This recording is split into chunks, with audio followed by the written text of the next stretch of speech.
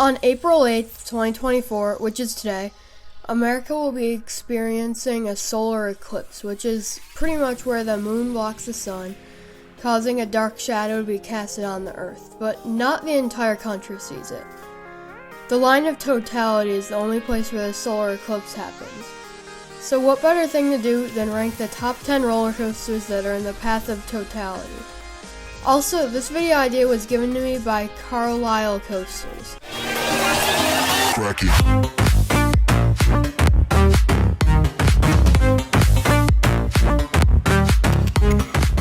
Just a disclaimer, I've only ridden 4 of the 10, so the other 6 will be based on POVs and other people's opinions. So let's get right into it. Starting at number 10, we have Legend at Holiday World. This already shows how many good coasters are in this path because this coaster looks like it's just endless laterals and airtime. I do hear that it's more about the laterals, but it looks like there are also some really good airtime moments. And the ending helix looks completely insane. This is probably one of the top 5 CCI coasters. Number 9 is Steel Eel at SeaWorld San Antonio, in San Antonio, Texas. For some people, this coaster might get overshadowed by Texas Stingray, but I think Steel Eel looks better because it has some really sustained airtime moments. And not to mention that amazing color scheme.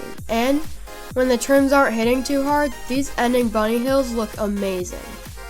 At number 8 is Ravine Flyer 2 at Waldameer in Erie, Pennsylvania. This is almost like a mini voyage.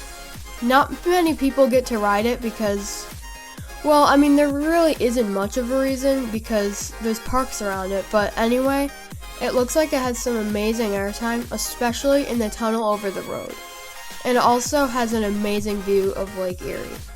I hope to get on it really soon, maybe even this summer. At number 7, we have Ride of Steel at Darien Lake, which, of course, is in Darien Center, New York, because everyone knows that. This is by Home Intamin and one of my favorite coasters in the entire world, at least I've ridden. So much airtime and it's almost all ejector airtime. There is not one dead spot. Well, okay, never mind, but most of the coaster is really good. I even like the straight track. And another thing is that the drop gives ejector airtime in the back row and a stomach dropping feeling, which is different from most drops. Number 6 is Millennium Force at Cedar Point in Sandusky, Ohio. Wow, this coaster is definitely underrated. Many people even call it Millennium Forceless, but those people are wrong. The drop and every airtime hill gives sustained floater to flow ejector airtime, and every turn is a gray out moment, especially the first one. Number 5 is Iron Rattler at Six Flags Fiesta Texas in San Antonio, Texas. This was one of the first RMCs, and it was the first one to have an inversion, the 0G roll onto the Corey wall. This coaster might be kind of short, and it might also slow down at the top of the wall, but RMC worked around those problems by making every element hit in the front and back rows.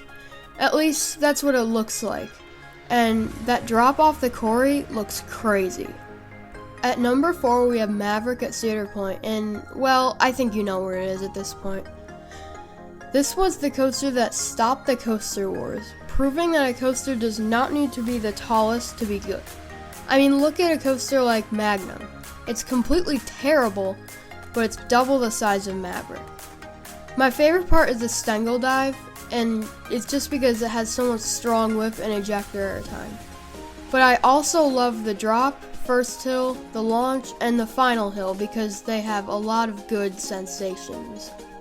Number 3, we have Wonder Woman Golden Lasso Coaster at Six Flags Fiesta Texas in San Antonio, Texas. This is one of the first generation RMC Raptors with their really tight transitions and shorter trains. Looking at this coaster, it doesn't even look real because of how fast it goes. And the first drop, dive loop, twisted hill, and drop off the upwards helix all look to be some of the best elements out there. For number 2, we have Steel Vengeance at Cedar Point. This coaster is maybe a little overrated, but it's still really good. And there are almost 30 seconds of airtime, which doesn't even seem real. But it's very real and the coaster's amazing. My favorite part is that top hat after the drop, not the overbank, which, if you haven't ridden it, it's very overrated because it's very weak floater airtime, not the ejector that you always hear about. Number 1. Voyage at Holiday World in Santa Claus, Indiana. This is my number 1 bucket list coaster in the entire continent. It looks like it goes on forever and has many airtime moments. And the night rides on this thing look completely unreal. I mean, I hear that you can't even see the hand in front of your face. And when it's dark and there's over 6,000 feet of track and there's fast pacing and airtime moments, then you know that you're in for a great ride experience. And not to mention, they turn off the mid-course during Hollywood Nights, which is when you get the night rides. So, wow, this thing just seems so crazy. If only you didn't have to be invited to Hollywood Nights.